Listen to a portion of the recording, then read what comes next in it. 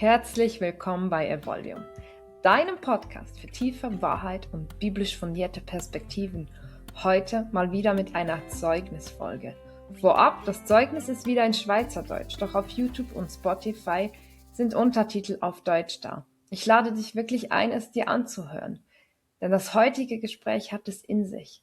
Ich durfte mit Andrina Leiser sprechen. Sie ist Hockeyspielerin und hat eine Hockeybibel herausgebracht. Wir reden ganz offen über Themen wie Leistung und Identität. Sie erzählt uns, wie sie Gott manchmal mit aufs Spielfeld nimmt, und sie redet auch ganz offen und nahbar über Zeiten des Verlustes und des Schmerzes, in denen sie sich eine Frage gestellt hat, die sich viele stellen, aber vielleicht nicht trauen, laut auszusprechen. Ist Gott wirklich gut bei all dem Leid? Und jetzt nimmt es mich mega Wunder. Zuerst einfach mal, wer ist Andrina, wenn gerade kein Hockey läuft oder kein Hockey gespielt wird? Gute Frage. Ich bin eine 30-jährige Frau, die im Kanton Schwyz aufgewachsen ist, im schönen Wollerau. Mit 4 Geschwistern. Es ist also immer etwas gelaufen. Genau, ich bin die Mittlere. Das merkt man teilweise auch. Es gibt ja so Stereotypen, die Älteste, die Mittlere, die Jüngste. Das trifft bei uns auch sehr gut zu. Beruflich bin ich Heilpädagogin. Ich arbeite hier in Solothurn. Es fängt mega, die Arbeit macht mir mega Spass. Ich bin sehr gerne mit Kindern unterwegs. Genau. Ja, ich bin verheiratet und wohne seit 2020 da in Solothurn. Nein, stimmt gar nicht. Seit 2021 offiziell wohne ich in Solothurn und habe mich mega in die Stadt verliebt. Bin mega Fan. Wir haben jetzt gerade in der einen Schule haben wir gerade das Thema Stadt Solothurn angefangen heute und ich entdecke immer Neues, was ich mega cool finde. Muss sagen, ich habe da in dieser Stadt wirklich ein Zuhause gefunden, wo ich auch schön finde. Mega cool. Mega schön. Merci vielmals. Und auch merci für das Kompliment für Solothurn. Als Solothurnerin gehöre ich das natürlich sehr gerne. Das ist meine absolute Lieblingsstadt. Und immer wenn ich weg war und zurückkomme, ist so, da ist es einfach irgendwie schon am schönsten. Ja, nebst all dem, also Heilpädagogin, das habe ich zum Beispiel noch nicht gewusst. Das finde ich auch mega spannend. Ich möchte am liebsten auch 1000 Fragen stellen, aber wir wollen uns heute gleich ein bisschen, auch wenn die Andrina auch ohne Hockey die Andrina ist, gleich auch ein bisschen auf das Thema Hockey und aber auch Hockey und die Bibel fokussieren. Du hast eine Hockey-Bibel geschrieben und gleich bevor wir dort reingehen, möchte ich einfach mal wissen, was lieben die Leute an Hockey und was sehen sie aber nicht hinter dem Ganzen, was sie vielleicht lieben? Also ich kann sicher sagen, was ich am Hockey liebe. Ich nehme an, alle anderen, die das Hockey lieben, denen geht es etwa ähnlich. Die Emotionen. Ich bin völlig begeistert von all den Emotionen, die das Spiel bringt, von der Intensität. Wenn man es spielt, merkt man, dass es nicht so einfach ist, vor allem wenn man, wie ich, mit 22 erst anfängt, Hockey zu spielen. Man muss sich wirklich, also nebst dem, dass man Schlittschuhendeln sollte, oder schlöfeln, wie ihr, glaube ich, sagt, nebst dem, dass man das sollte können, muss man sich auf Stickhandling, also den Umgang mit dem Stock, konzentrieren. Man muss immer wissen, wo sind meine Gegner, wo sind meine Mitspieler. Man muss parat sein für einen Böck, man muss wissen, wo kann ich anschiessen, wo kann ich anpassen. Es hat so viele Komponenten und dann kommen eben all die Emotionen dazu und die Geschwindigkeit, das fängt einfach. Es ist wirklich sehr intensiv und einfach cool. Und es ist wirklich auch mega lässig, dass es auf dem Eis so emotional teilweise zu und her gehen. Man sieht es jetzt auch bei der WM teilweise, da fliegen die Füße und teilweise wird auch ein bisschen Trash-talkt, aber neben dem Eis ist man wieder, dann ist das Spiel fertig, ist wieder gut. Das ist, ich kenne jenste Spieler, wo in der gegnerischen Mannschaft gegeneinander spielen und sich nichts schenken auf dem Eis. Und nachher gehen sie zusammen ein Bier trinken. Und das ist wirklich eine Atmosphäre im Hockey, die ich wirklich sehr cool finde. Ja, was sehen die Leute nicht? Ich denke wirklich, eben wie du auch gesagt hast, an den Leistungsdruck, wo vor allem bei den professionellen Spielern und Spielerinnen im Hintergrund ist. Es ist mega cool und ja, ein Kindheitstraum von vielen, wenn man kann, sein Hobby zum Beruf machen. Und ja, den Sport leben Tag ein, Tag aus. Aber es bringt einen mega, mega Druck mit sich, weil dein Lohn oder dein Wert sozusagen als Spieler hängt mega fest von deiner Leistung ab. Du kannst ein super Spiel spielen und der Held sein von allen und am nächsten Tag oder beim nächsten Match hast du einen völligen Patzer, ein Blackout oder ich weiß nicht, was passiert. Und dann, ja, dann bist du Buhmann bei allen. Oder du hast eine Verletzung, die irgendwie dein Karriereende bedeutet und du hast aber dein Leben lang Hockey gespielt und hast gar nie auf etwas anderes gesetzt. Und das ist, ich habe das Gefühl, wenn man in Profisport geht vor allem und auch ganz fest im Eishockey, wird das sehr fest zur Identität von einem. Und das kann, je nachdem, wie es dir gerade läuft in der Saison oder auch beim einzelnen Spiel oder auch in den Trainings, was du für ein Team hast oder was du für Trainer hast, kann das mega cool sein, aber auch sehr herausfordernd. Ja. Yes, also wir sehen beim Zuschauen, werden wir mitgenommen in das Wow und Auf und Ab. Und wir finden das für die, ich weiß nicht, wie lange das Hockeyspiel geht, ehrlich gesagt. 60 Minuten. Ich muss mich Ohne outen. Pause. Das ist alles gut. Ich habe mich geoutet, ich habe keine Ahnung von Hockey, aber ich kann mir vorstellen, wenn man das mal zuschaut, dann findet man das mega cool, das Auf und Ab. Aber wenn das nonstop so ist und nachher vor allem dich persönlich auch betrifft, eben so das Auf und Ab von, wow, jetzt bist du der Held und jetzt plötzlich wieder doch nicht, bist von deinem Thron gestoßen und wirst vielleicht je nachdem ja auch noch durch den Gacko gezogen in den Medien. Ziemlich intensiv. Ich habe noch so überlegt, ich denke immer so ein bisschen in gegenteilige, wie sagen wir das gegenteiliges Denken, also wenn man davon redet, okay, die Identität, das kann es mega schwierig machen, wenn eben das schlecht läuft, so eine Saison, oder eben wegen einer Verletzung nicht mehr gebraucht wirst. Das Gegenteil von dem wäre so wie der Stolz. Also weißt du, das wäre wie die andere Richtung, die man auch mal anschauen könnte, vielleicht in einem anderen Podcast. Wie stark ist das so ein Thema? Aber auf jeden Fall schon mal einen mega coolen Einblick. Merci vielmals. Du hast gesagt, mit 22 hast du erst angefangen. Mega spannend. Mich würde zuerst mal wundern, wie ist es überhaupt dazu gekommen? Und das andere wäre dann, was hat es mit deinem Charakter gemacht? Weil ich glaube, es ist ein Unterschied, wenn man das einfach schon als Kind oder Teenie anfängt oder in die Wiege gelegt, oder wenn man das irgendwann erst anfängt. Das formt nochmal anders. Ich muss vielleicht so anfangen. Ich bin zwar in einer Hockeyfamilie aufgewachsen. Mein Vater ist in Davos aufgewachsen und hat selber Hockey gespielt und ist immer noch Goalie-Trainer, ist Goalie gewesen. Meine beiden Brüder spielen oder haben Hockey gespielt. Meine älteren Brüder auch profimässig in Nazi B. Meine ältere Schwester hat auch lange Hockey gespielt, spielt immer noch, jetzt blauschmässig. Genau, also es ist wirklich immer ein Teil von meinem Leben gewesen. Und ich kann eigentlich als Kind auch sehr gerne Hockey spielen.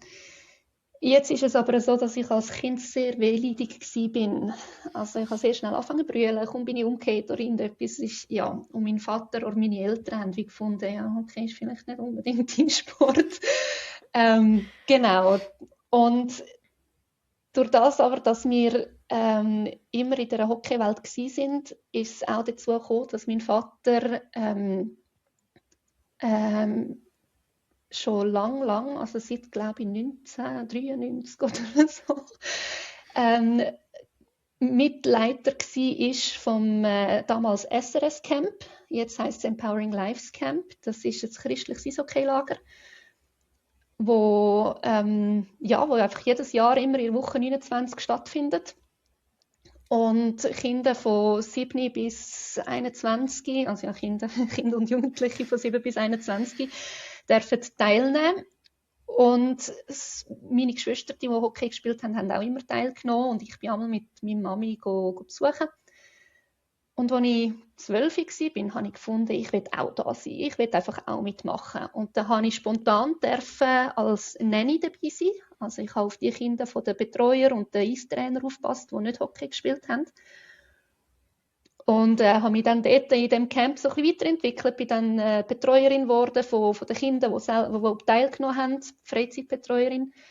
Und inzwischen bin ich eben auch Camp-Pastorin, also für das Abendprogramm zuständig, wo den Kindern so ein bisschen das Hockey und den Glauben näher bringt.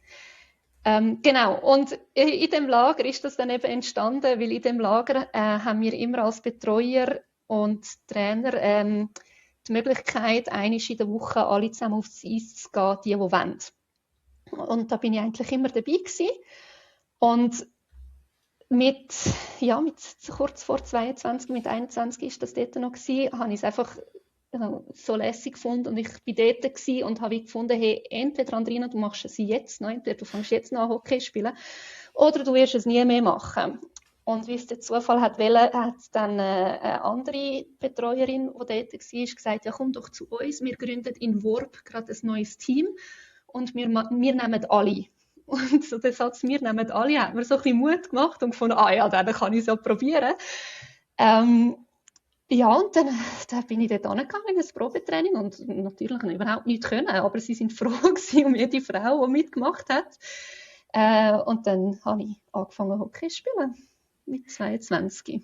Wow, mega cool. Also nein, du machst das nicht, weil du bist zweileidig, aber eigentlich der Wunsch wäre ja schon da gewesen. Mhm. Da gehen mir natürlich auch wieder Sachen durch den Kopf, wie dort schon ein Thema mit Identität, weil ich denke, wenn du einen Wunsch hast und dir deine Familie sagt, auch wenn es aus einem gut gemeinten raus ist, so nein, du machst das nicht, weil du bist zweileidig, das kann sich auch reinbrennen. Und umso stärker finde ich es dann mit 22 zu sagen, weißt du was, jetzt oder nie, ich mache das jetzt einfach und mega schön, wie da nachher auch Türen geöffnet worden sind, um zu sagen, mal komm, wir nehmen jede, komm. Yes. Ja. Wie hast du es nachher erlebt, dort reinzukommen? In dem Fall, die Welt ist dir ja gleich schon bekannt gewesen. Es war nicht ganz fremd gewesen. Du hast aus diesen Camps sicher auch schon vieles über so Themen gehört und was es vielleicht mit einem Menschen machen kann. Aber wie ist es nachher gewesen, wirklich dort reinzustarten? Jetzt mal weniger vom Hockey, wie das geklappt hat, sondern mehr wirklich, was hat es mit dir als Andrina gemacht und mit deinem Charakter? Und vielleicht auch, wenn du das auch schon mal beantworten, vielleicht hat es auch schon etwas mit dem Glauben gemacht. Was hat es mit mir als Andrina gemacht? Es ist noch spannend, weil ich bin dort allgemein so ein bisschen in der Findung von der Andrina-Phase war. Ich bin vor ein paar Jahren ausgezogen, fürs Studium bin ich auf Bern gezogen. Ich habe in einer WG gewohnt, dort noch später habe ich allein gewohnt. Und das ist wie nochmal so ein Teil gewesen, wo ich in mir durfte entdecken, die Leidenschaft eben fürs Hockey, aber auch fürs selber Hockey spielen. Ich habe es mir natürlich viel einfacher vorgestellt, als es dann effektiv war. Aber ich durfte merken, dass ich durch das allgemein mutiger geworden bin. Ich bin nicht nur wehleidig gewesen, sondern auch eher eine vorsichtige. Ich kann niemandem auf Fuß stehen. Ich bin, soll ich wirklich, soll ich nicht. Das ist immer so ein bisschen ein Überdenken von allem Möglichen. Und ich denke, dort, wo ich mit dem Hockey angefangen habe, hat es bei mir auch so ein bisschen angefangen, Sachen einfach mal zu probieren. Ob es jetzt ein Hobby ist oder ob es eine Idee ist, die man einfach mal probieren umzusetzen. Ich denke, dort habe ich wirklich gemerkt oder dürfen merken, hey, und wenn es nicht klappt, was ist das Schlimmste, was passieren kann? Dass es nicht klappt. Aber du hast Erfahrungen gesammelt, du hast vielleicht neue Leute kennengelernt, du hast ganz, ganz viele andere gewinnbringende Momente gehabt, auch wenn jetzt die Idee nicht geklappt hätte. Genau. Und das ist, glaube ich, etwas, wo mich auch jetzt sehr fest ausmacht. Das einfach mal anstehen und einfach mal probieren. Genau. Yes. Mega cool. Also, ich meine, die Aufnahme hier ist das perfekte Beispiel dafür. Ich weiß nicht, wie viel was ich im Intro schon zu dem sage, aber für die, was noch nicht wissen, weil sie das nicht miterlebt haben, ist wirklich, wir haben uns wir kennen uns nicht, wir sind über einen Pastor, wo wir beide können, wie vermittelt worden und wir haben noch nicht einmal miteinander geredet und du hast einfach gesagt, ja voll, mache ich. Und ich finde, das braucht mega Mut, weil du weisst ja auch nicht, wer hockt nachher da und was fragt die dich nachher und wie fragt sie dich, und ich habe dir eigentlich sehr wenig Material gegeben. Mir ist mal gesagt worden, am besten ganz wenig und sehr offene Fragen vorab geben, weil sonst haben die Leute schon so Antworten parat und sie sind nachher nicht frei zum Reden. Und das braucht aber mega Mut. Genauso wie es eben mega Mut braucht, einfach zu sagen, mal jetzt mit 22 starte ich dort noch voll durch. Ja, Durchstart ist, Ja, ja, ist noch etwas anderes, aber ja, ja. fangen wir mal an, sagen wir Wir es so. fangen mal an. Genau. Also durchstarten ist eigentlich, also mal eigentlich stimmt. Ich weiss, man tut das mit dem so als gerade eine steile Karrierekurve oder irgendetwas verbinden, aber du bist gestartet. Also Ja, das da stimmt. gibt es kein Wenn und kein Aber, du bist gestartet. Du hättest schon einfach können sagen, nein, mache ich nicht. Mega mutig. Ja, und das hat dich einfach zu der Andrina formen, die eben sagt, mal, ich gehe mutig voran und probiere Sachen aus. Und wenn ich eine Idee habe, mache ich es einfach mal. Und eine Idee ist irgendwann auf diesem ganzen Weg eine Hockey-Bibel gewesen. Ich nehme an, du bist eines Morgens aufgestanden und hast das Manuskript im Kopf gehabt und bist voran gewesen und hast gesagt, so, jetzt mache ich das. Wie ist es dazu gekommen? Magst du mir ein bisschen erzählen? Ja, das ist lustigerweise auch in dem Hockeylager passiert. Du wirst merken, das Hockeylager ist ein riesiger Teil von meinem Leben. Das ist etwa die schönste oder tollste Woche im ganzen Jahr. Genau. Früher haben wir in dem Hockeylager immer Sportlerbibeln verteilt. Also man muss sich das oft so vorstellen, in dem Lager kommen etwa 100 Kinder von der ganzen Schweiz zusammen. Und es sind bei weitem nicht alle Christen. Wir sind zwar offiziell und auch gegen aussen ein christliches Eishockeylager, aber nur etwa, was soll ich sagen, etwa ein Drittel der Kinder sind effektiv auch in einem christlichen Elternhaus aufgewachsen und nehmen schon das Vorwissen mit. Und darum eben haben wir die Sportlerbibeln verteilt, und in diesen Sportlerbibeln hat es auch Zeugnis drin von Eishockeyspielern. Nicht nur, aber auch. Und das ist immer sehr spannend gewesen, weil die Zeugnisse von diesen Hockeyspielern haben die Kinder immer sehr, sehr gefesselt, ob jetzt christlich oder nicht. Also es ist wirklich, wenn sie die Bibel bekommen haben, sind sie teilweise am Abend noch ewig im Bett gelegen und haben die Zeugnisse gelesen. Und irgendwann hat es die Bibel nicht mehr gegeben, die ist nicht mehr gedruckt worden. Und dann haben wir uns so ein bisschen versucht zu überbrücken mit Snowboarder-Bibeln und Surfer-Bibeln und Kicker-Bibeln. Aber wir haben gemerkt, dass das catcht die Kinder nicht so. Die haben zwar mega Freude, wir haben etwas geschenkt bekommen, aber nachher, ja, liegt sie einfach in der Tasche oder im Regal oder so. Und Jahr für Jahr ist immer wieder im Hauptleitungsteam oder allgemein so ein bisschen in unserem Leitungsteam gesagt worden, es wäre doch so gut, wenn es eine Hockeybibel gäbe. Es gibt, aber wir haben es geschaut und recherchiert, es gibt keine. Ja, würde doch nur jemand eine Hockeybibel machen. Und irgendeinisch habe ich, also wirklich etwa 3 oder 4 Jahre lang ist das so gegangen, und irgendeinisch habe ich den Satz in dem Lager wieder gehört und ich habe gefunden, hey, aber wieso nicht wir? Wieso nicht wir? Weil wir sind ja direkt an der Quelle. Wir sind ein christliches Eishockey-Lager. Wir haben, alle von uns haben irgendwie Connections zu Eishockeyspielern, die teilweise auch Christen sind, oder wir kennen Leute, die so Leute kennen. Also wenn es jemand könnte machen, dann eigentlich wir. Und nach dem Lager bin ich an den Computer gesessen und habe mal Fontis geschrieben. Wir haben da das Vorhaben, ob sie sich vorstellen könnten, das mit uns zu machen. Die haben dann zurückgeschrieben, sie täten nur Bibeln verkaufen und nicht machen, aber hey, melde dich doch einmal bei Bible for the Nations. Die machen viel so Szenenbibeln, wie man das dem sagt. Das ist eben Bikerbibeln und Festivalbibeln und also alles so. Die kommen alle von denen. Und ja, dann habe ich denen ein Mail geschrieben und dann kommt zurück, ja, ist gut, machen wir. Und dann hat das angefangen. Yes! Mega spannend. Also es ist einfach, ich finde es so inspirierend, einfach zu sagen, hey, es liegt wie auf der Hand. Weißt du, Mhm. ich kenne das so, man hat so eine Idee und findet so, das bräuchte es jetzt. Wenn es Mhm. nur das gäbe. Mhm. Aber alle beschweren sich wieder darüber, dass es das nicht gibt, aber irgendwie kommt niemand auf die Idee oder sagt, komm, wir packen es jetzt einfach mal an.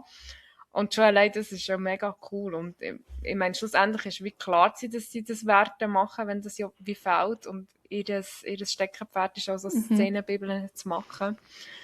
Yes. Und dann hat es geheißen, okay, ja. So wie es dann geheißen hat bei der Mannschaft, wir nehmen alle, hat es Ja, geheißen, ja, Andrina, let's do it.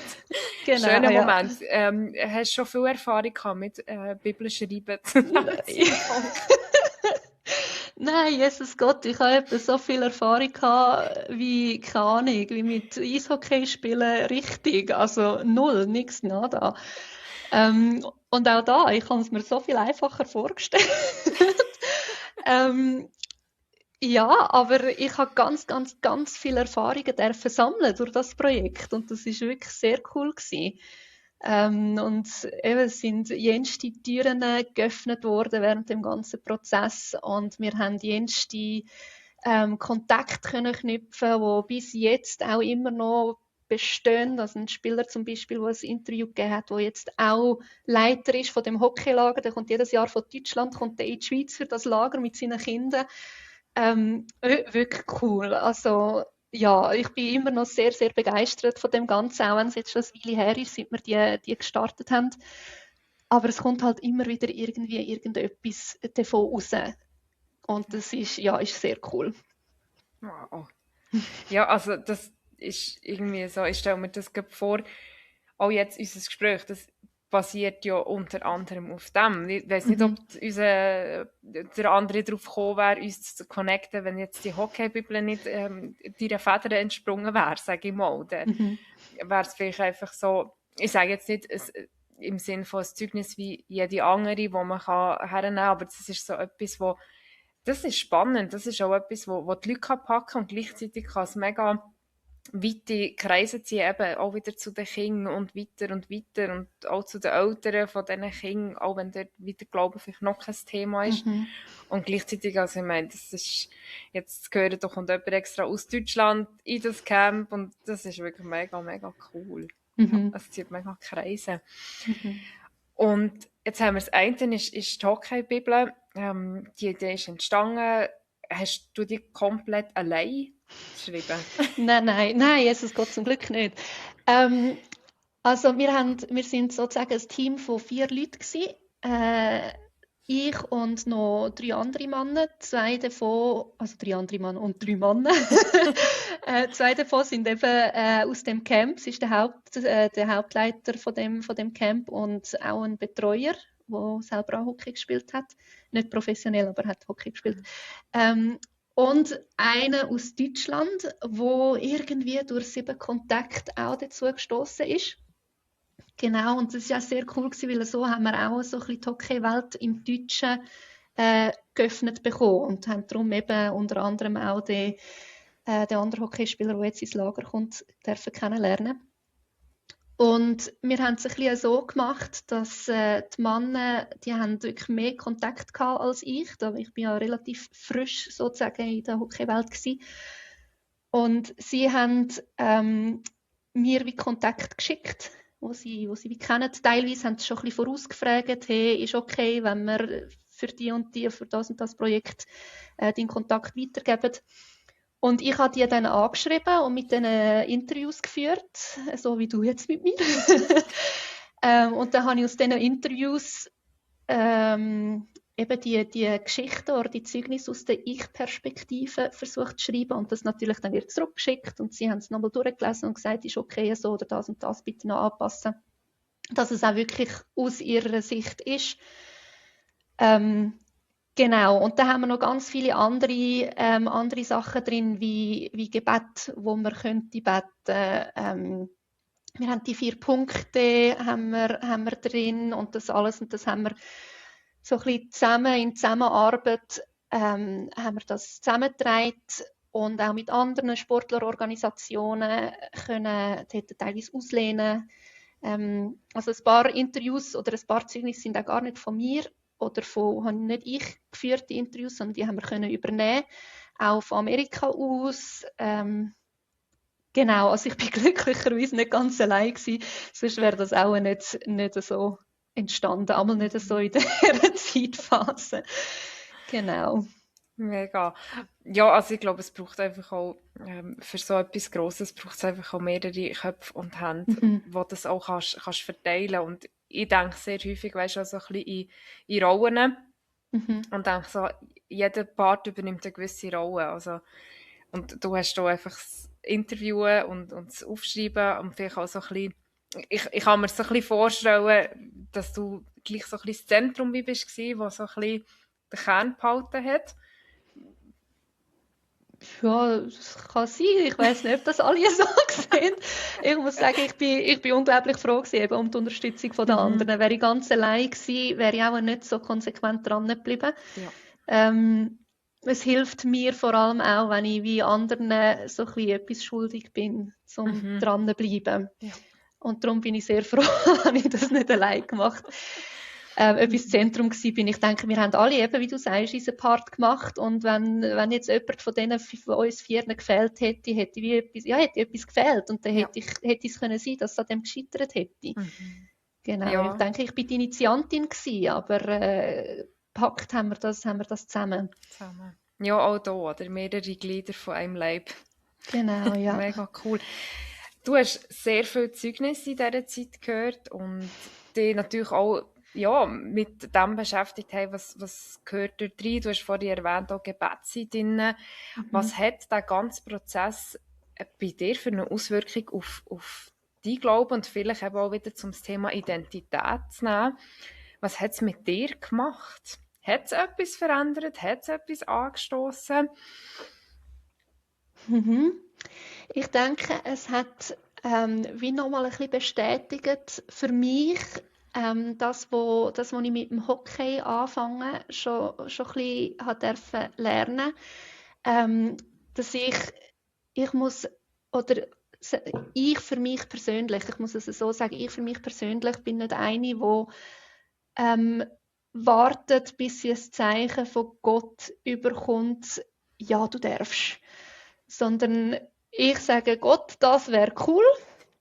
Wenn du das auch cool findest, dann wäre es super, wenn du mich unterstützt. Und wenn nicht, ja, dann merke ich es dann schon früh genug. Genau. Und ich habe dann wie auch eben auch in der Hockeybibel dürfen mega erfahren, wie Gott Türen geöffnet hat und durch den ganzen Prozess, der nicht immer einfach war, wie bestätigt hat, doch, es ist richtig. Und es ist gut, dass er das macht. Es ist wichtig und es braucht es. Und da habe ich wie nochmal lernen, auch auf Gott zu vertrauen, dass, wenn es wirklich wichtig und richtig ist, dass irgendwo irgendein Türchen aufgeht. Einmal bei so Projekten, genau. Ich habe auch schon Sachen gehabt, wo ich gemerkt habe, irgendwo stehe ich an und es geht nicht weiter. Und dann tue ich es mal auf die Seite und wenn es dann wirklich wichtig ist, dann wird ich das dann schon wieder mit überkommen. Dann wird sich irgendwo wieder ein Türchen öffnen und wenn es dann doch nicht das ist, was ich machen soll, dann wird sich kein Türchen öffnen. Und da so ein bisschen die Gelassenheit über dem Ganzen können zu haben, ich finde, es tut schon sehr entlasten oder den Druck rausnehmen, zu wissen, hey, wenn es muss sein, dann wird es irgendwie funktionieren. Und wenn es nicht muss oder wenn es nicht soll sein, dann funktioniert es nicht. Und dann habe ich nichts verloren. Ja, du kannst auch nichts erzwingen. Also, Genau. ich sage, mein Motto ist so ein bisschen, ich kann keinen von Gottes Plan vereiteln, weil ich irgendwelche Fehlentscheidungen treffe. Und ich habe aber schon meinen Plan, den er für mich hat, den kann ich schon verfehlen, wenn ich ständig das Gegenteil von dem mache, was er sich wünscht für mich. Aber seine Pläne wirklich vereiteln, das kann ich nicht. Aber wenn ich Sachen von mache, die absolut gegen seinen Willen sind, dann wird ich das merken. Also, und das ist auch so. Das Leben bestätigt das immer wieder, wenn ich versuche, mit dem Verstand etwas aufzugleisen und zu organisieren, dann und Gott wie nicht der Segen drauf gegeben hat, dann funktioniert es halt einfach nicht. Und dann kannst du entweder Monate, Jahre lang weitermachen oder du sagst einfach, hey, die wollen nicht meine.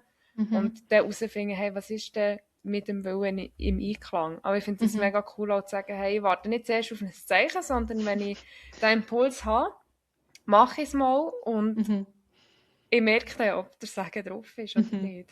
Und dort Ja. nachher auch können sagen, ja, ich mache weiter, auch wenn es anstrengend wird, wie jetzt eben bei der Bibel. Das ist nachher einfach auch das Coole. Nicht nur zu sagen, hier bin ich laufe, sondern dann wirklich auch zu laufen. Ich glaube, das hat auch viel eben mit meinem Charakter zu tun. Ich bin eher eine Ungeduldige. Wenn ich wie etwas sehe, was muss gemacht werden, finde ich, dann machen wir das doch. Ich habe Kolleginnen, die wirklich sagen, hey, zum Beispiel, ich gehe nur dort in die Ferien, wenn ich von Gott höre, das ist wirklich ein guter Ort für dich, um in die Ferien zu gehen. Und das wäre etwas für mich, also ich beneide es ein bisschen, ich bewundere es sehr, das Vertrauen und die Geduld, wirklich so lange zu warten, bis man ein Zeichen von Gott hat, ein klares Zeichen, ja doch, mach das. Ich kann das nicht. Ich muss es für mich selber herausfinden. Was aber nicht bedeutet, dass ich nicht mit Gott hineingehe. Also es ist nicht, ich starte es einfach einmal, sondern ich sage, Herr, ich starte es mal, eben, komm mit und zeig mir, ob es wirklich das ist, was soll sein oder nicht. Aber da bin ich halt schon im Prozess drin. Er kann ja auch, weißt du, ich stelle mir vor, du würdest jetzt etwas vielleicht wählen, was jetzt nicht unbedingt auf seinem Plan ist, was er jetzt nicht bestimmt hat, und du kommst mit einer Idee und bittest ihn wirklich darum, hey, Herr, wenn das passt, dann komm doch mit rein, dann kann er ja auch immer noch den Segen drauflegen und kann sagen, hey, okay, mal aus dem kann man etwas Wunderbares machen. Und dann ist es vielleicht ein bisschen anders, als es im Ursprung deine Idee war.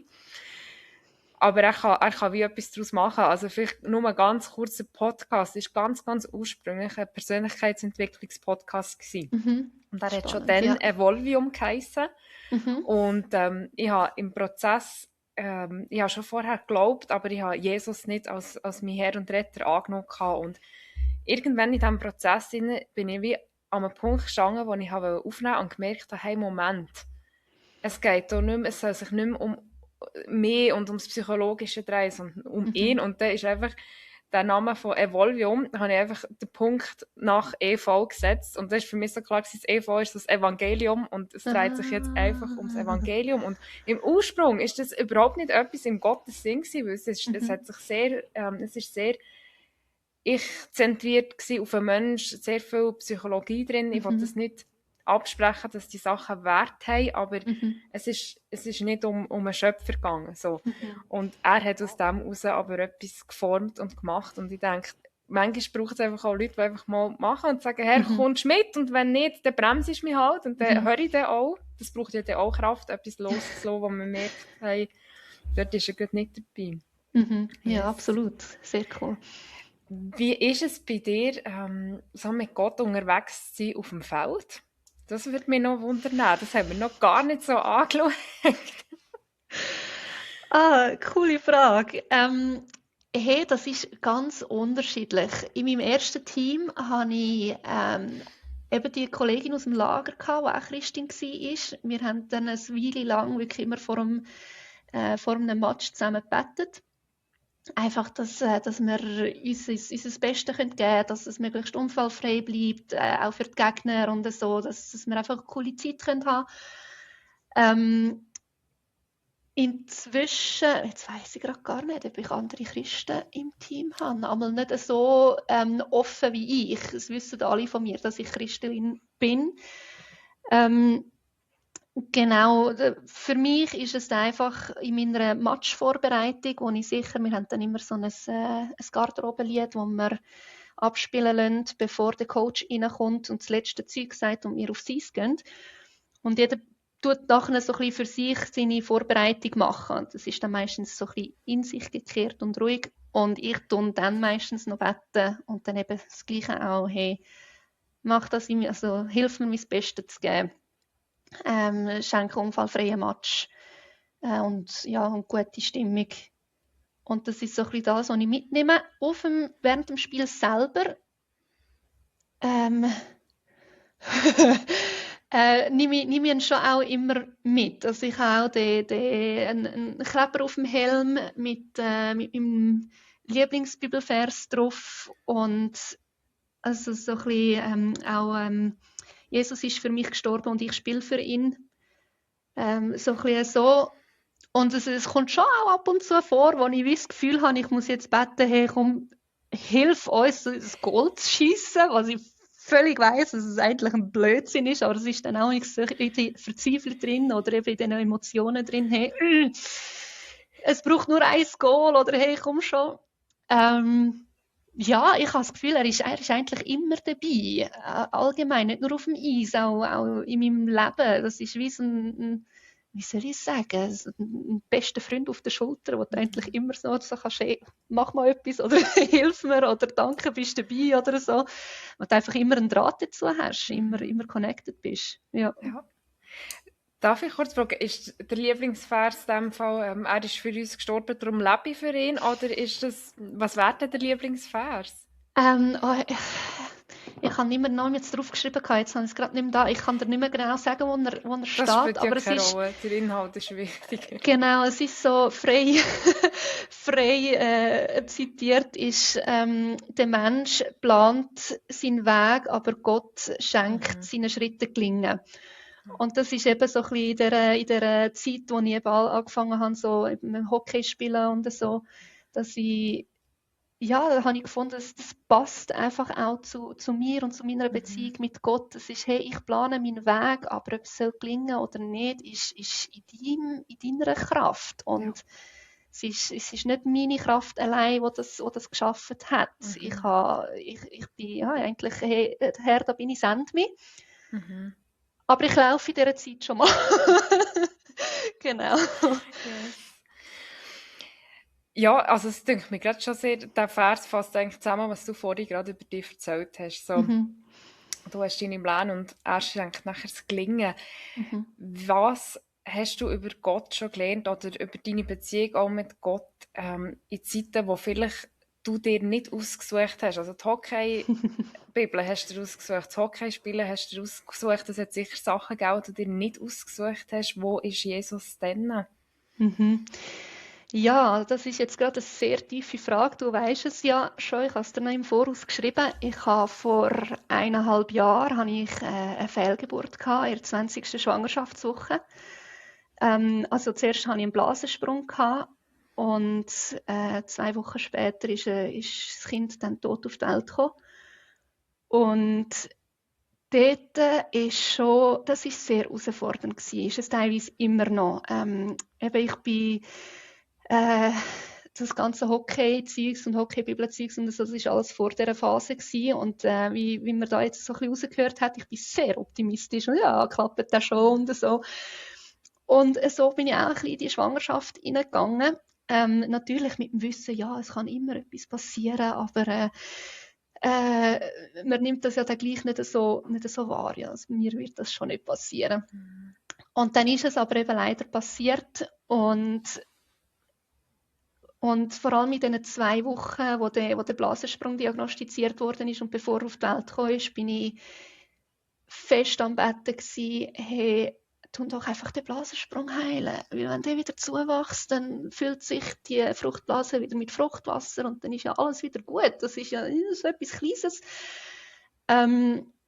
Und was dann aber nicht passiert ist, also nein, ich muss vielleicht sagen, ich habe das gebetet und dann aber im gleichen Satz auch noch, und wenn es nicht so soll sein, dann mach bitte, dass mein Sohn, also dort habe ich noch nicht gewusst, dass mein Kind selber entscheidet, dass es gehen will. Nicht, dass ich muss entscheiden, hey, jetzt ist es so gefährlich für meinen Körper, ich muss jetzt die Schwangerschaft abbrechen.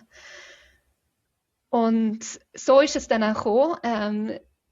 Es hat dann einen Nabelschnurvorfall gegeben, wo dazu die Nahrungs- oder Nährstoffzufuhr zum Baby wie komprimiert hat. Und dann war wie klar gewesen, jetzt ist alles fertig. Und dann haben wir die Geburt eingeleitet.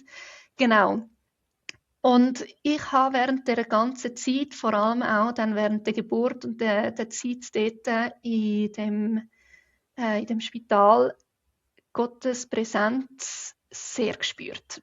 Ich habe jetzt eigentlich immer noch so das Bild, wie ich in dem Spitalbett liege und er ist dort in dem Zimmer am Fenster gesessen und hat mit uns gebrüllt. Und das ist in dem Moment sehr tröstend gewesen und sehr schön. Und es hat also wirklich nur schon eben die Kraft zu haben, das Ganze zu durchleben und gleich auch ein bisschen mit Humor zu nehmen. Ich glaube, die Hebammen sind ein bisschen nicht so vorbereitet gewesen auf unsere Stimmungslage. Ja, genau, das ist sehr schön gewesen und ich muss sagen, an das klammere ich mich jetzt auch sehr fest, weil nachdem ich dann wieder heim bin und ein bisschen Zeit hatte, mir über das ganze Gedanken zu machen, ich bin dann noch krankgeschrieben gewesen, und da hat man ganz, ganz viel Zeit, um sich Gedanken zu machen. Und dann sind klar eben die Fragen aufgekommen. Wieso hat Gott das zugelassen? Wieso eben steht's nicht, ist das nicht sein Plan für mich? Und wieso ist es nicht sein Plan für mich? Wieso beinhaltet sein Plan für mich so einen grossen Schmerz? Ich habe wirklich nie angezweifelt, dass es ihn gibt. Für das habe ich viel zu viele Beweise in meinem Leben oder eben auch die Erfahrungen gehabt, wo mir wie gesagt hat, ja, ich bin da, mich gibt's. Ich habe mich dann mehr angefangen zu fragen, wie gut ist er wirklich? Und auch so ein bisschen, hey, gibt's Wunder wirklich? Ich habe sehr fest angefangen zu zweifeln oder es hat mich sehr fest angefangen zu nerven, wenn andere Leute von Wunder angefangen haben zu reden, die so banal sind, wie zum Beispiel, oh, Gott hat dafür gesorgt, dass wir die Finanzen für unsere Ferien zusammen haben und so. Und das ist für mich dort, also ich bin dann teilweise dort gesessen und habe gefunden, hey, wieso sind denen ihre Finanzen wichtiger als das Leben von meinem Kind? Und das ist eine schwierige Zeit gewesen. Das ist also immer noch teilweise. Es ist nicht mehr ganz so schlimm, aber es gibt immer wieder Tiefs, wo mich jetzt wahrscheinlich mein Leben lang begleiten werden. Und ja, das ist, sind so Momente im Leben, wo, finde ich, auch so ein bisschen den Glauben formen, wo man auch anfängt, zu überlegen, hey, das, was ich zum Beispiel in der Kindheit in der Kirche gelernt habe, was davon kann ich für mich und meinen Glauben und meine Beziehung mit Gott wirklich mitnehmen und was habe ich wirklich gemerkt, ja, stimmt wie auch nicht oder ist wie anders gemeint gewesen, als so, wie wir es mitgenommen haben oder überwiesen bekommen haben. Und ja, ich denke, der ganze Prozess in dem Innen, eben in diesen schwierigen Zeiten, kann dazu führen, dass der Glaube zerbricht oder kann dazu führen, dass der Glaube gestärkt wird. Und ich habe wie gewusst, ich will nicht, dass der Glaube zerbricht. Egal wie schwierig das es wird. Und es ist wirklich sehr schwierig gewesen. Also ich war wirklich ein Jahr lang am Catchen gewesen und am Fragen und am Brüllen und ja, und auch am für mich herausfinden, wie passt unsere Beziehung noch rein? Also, wie passt der ganze Glaube, das ganze Christentum, das ganze Jesus-Zeug, sage ich jetzt mal so banal, in mein Leben? Und auch, wie erkläre ich das allen anderen um mich herum, die wissen, dass ich Christin bin und dann wie finden, ja, aber wenn du doch mit Jesus unterwegs bist, wieso passiert dir das? Und es war eine schwierige Zeit gewesen, oder immer noch, ich muss immer wieder sagen, immer noch, weil ich bin noch nicht durch, aber auch lehrreich und bildend, wenn ich dem so sagen kann. Mir fällt gerade das richtige Wort nicht ein, aber es ist wirklich, ich nehme nicht mehr einfach alles, was mir erzählt wird, auch über den Glauben, einfach auf und sage, ja, das stimmt und ja, das ist gut, sondern ich hinterfrage viel mehr. Und ich denke, das ist auch für meine Beziehung mit Gott sehr wichtig, dass ich nicht einfach Ja und Amen sage, sondern auch selber hinterfrage und selber höre und behalte das Gute. Oder das ist so ein bisschen, das habe ich jetzt viel mehr auch angefangen zu leben. Genau. Ja. Das ist so ein bisschen zu meiner nicht so schönen Zeit. Genau.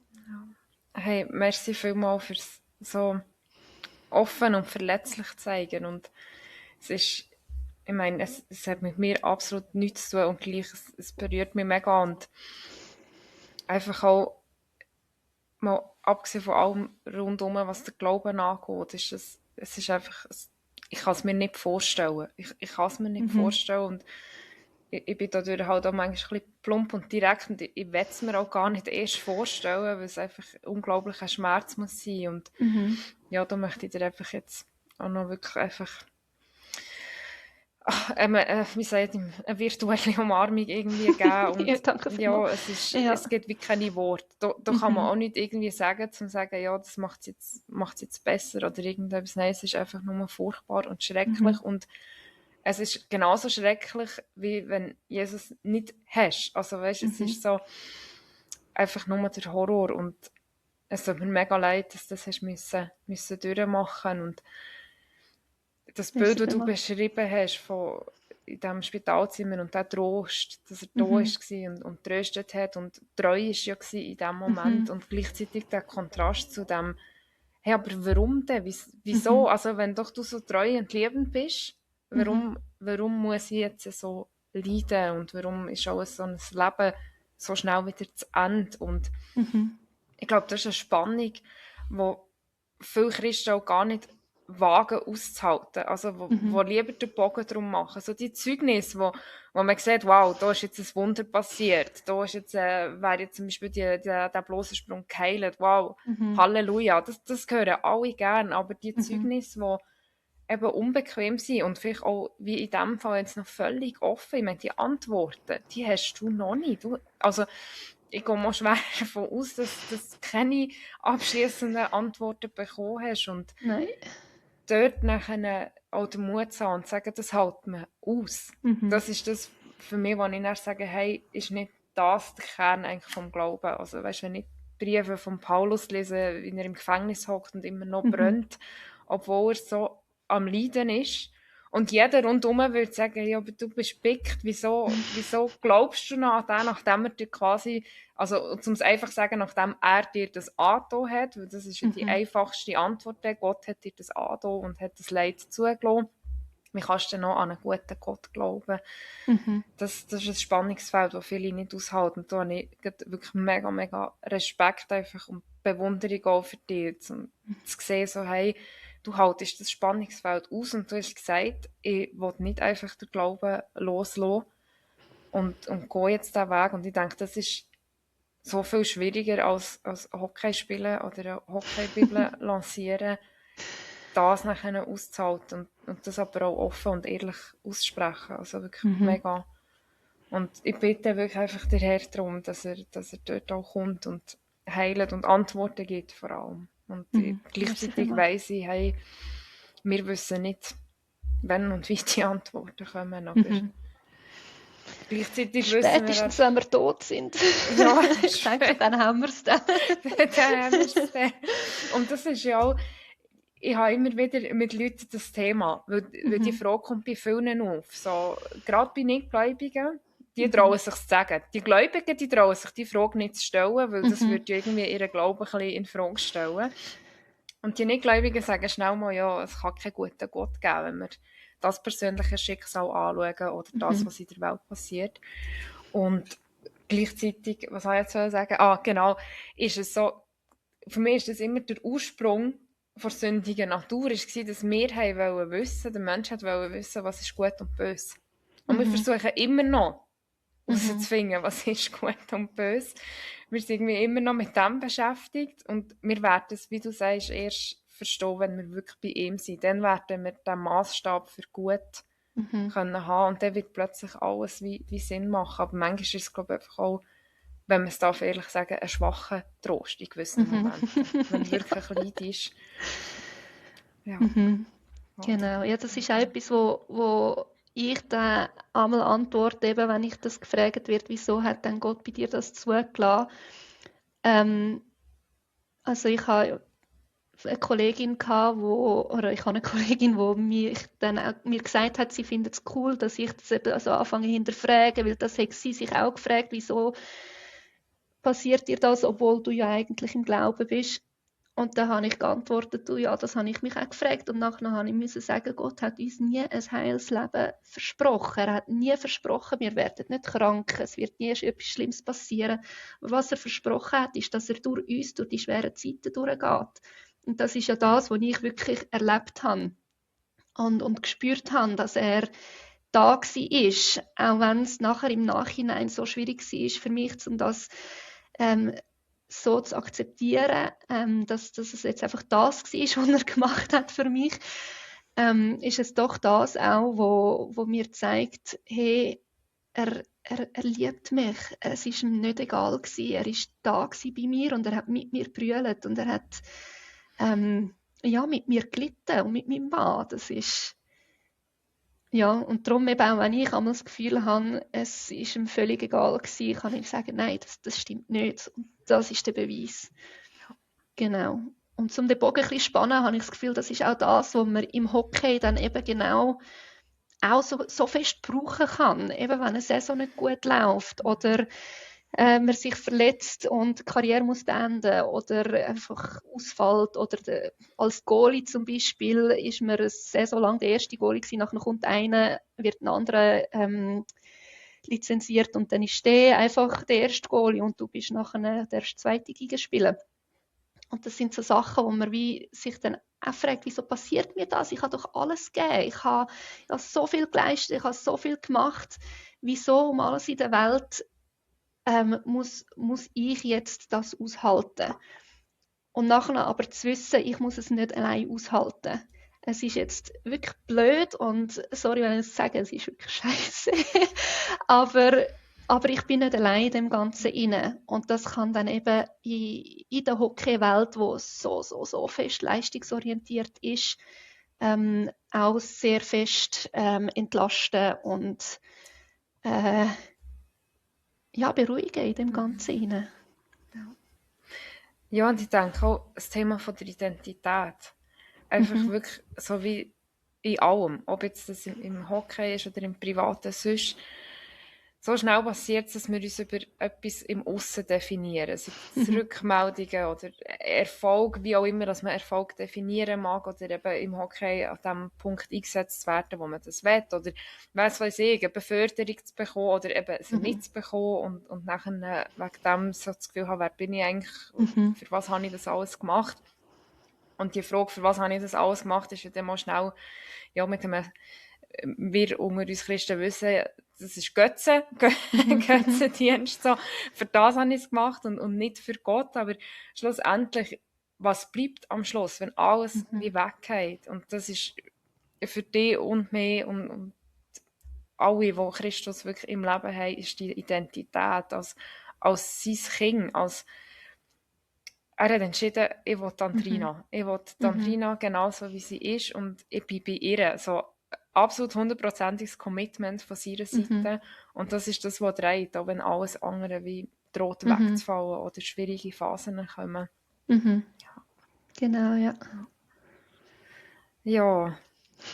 Hey, es ist mega beeindruckend zu merken, mir fehlen ein bisschen die Worte, weil ich merke so, man spürt, also ich spüre wirklich einfach, wie er wirklich voll bei dir ist, wie Christus voll da ist und dich hebt und sagt, hey, danke, dass du auch so, danke, dass du auch so treu bist und nicht einfach gegangen bist, was schwierig geworden ist und ja, wir sollen Schätze in der Ewigkeit und fürs Himmelreich sammeln und ich weiss nicht, ob es ein leichter Trost ist, aber das hast du auf jeden Fall gesammelt in all diesen Jahren und nicht einfach nur mit der Hockey-Bibel. Ja, das ist ein Manifest, das bleibt, wo Menschen mega davon profitieren können, aber schlussendlich brennst du für den Herrn und das ist das Wichtigste.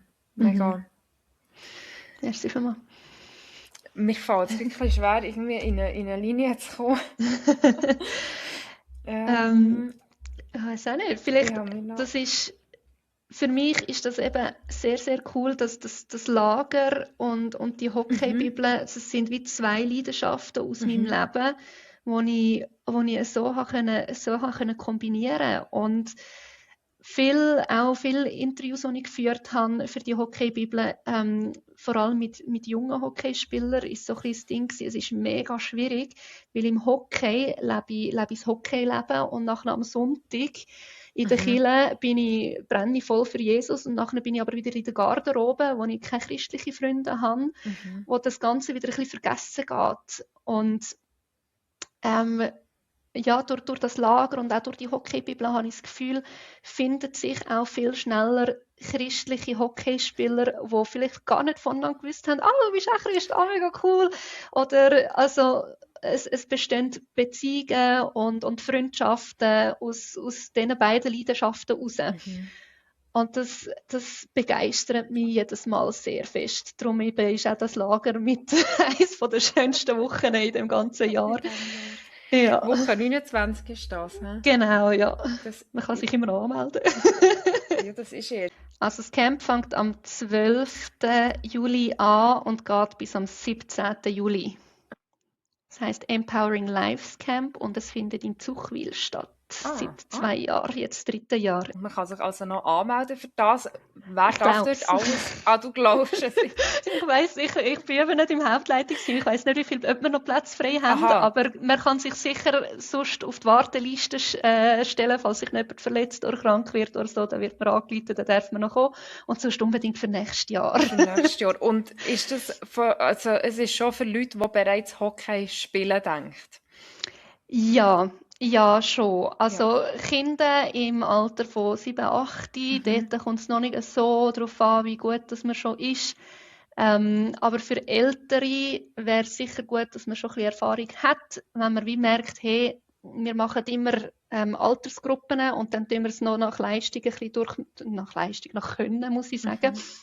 Noch ein bisschen durchmischen. Und wenn man merkt, hey, wir haben dich jetzt gerade in eine zu hohe Gruppe eingeteilt, das ist dann ein bisschen fließend, dass man möglichst gut profitieren von dieser einen Woche. Genau. Und von dem her ja ausprobieren und mal kommen. Cool. Also. Ja. Andrina, gibt es noch etwas, was du unbedingt möchtest loswerden? Gibt es etwas, wo du sagst, hey, das ist so wie noch auf deinem Herz, wo wer auch immer du schlussendlich zulässt, einfach noch darf gesagt werden?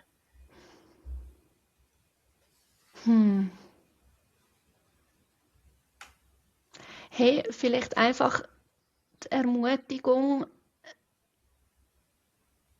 dass Gott bei dir ist. Gott ist bei dir, egal welchen Weg du gehst.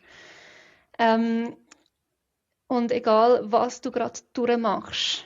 Er ist bei dir und er will mit dir die Beziehung leben und ja, eigentlich einfach dir seine Liebe zeigen. Ich glaube, das ist das, was er eigentlich will.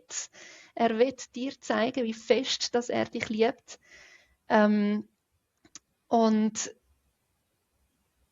dich so beschenken, denke ich. Und darum es kommt nicht darauf an, was du alles gemacht hast und wo du wohnst, wie alt du bist oder weiss nicht. Es kommt wirklich überhaupt nicht darauf an, wer du bist. Er liebt dich und er ist bei dir und zwar bedingungslos. Völlig bedingungslos. Ob du jetzt gut bist im Hockey oder nicht, ob du jetzt gut bist in der Schule oder nicht, ob du einen super Job hast oder nicht. Es kommt alles nicht darauf an. Genau. Wow. Ende. Amen. Merci vielmals, Andrina, für deine Offenheit und Verletzlichkeit und für deine fröhliche Art und deine motivierende, ermutigende Art, einfach voranzugehen und Gott mit ins Boot zu holen. Mega cool. Und wer weiß, vielleicht sehen wir uns ja noch einmal zu einem Gespräch. Das wäre mega schön. Ja, sehr gerne, ja. Merci dir vielmals für die Möglichkeit. Hat Spass gemacht.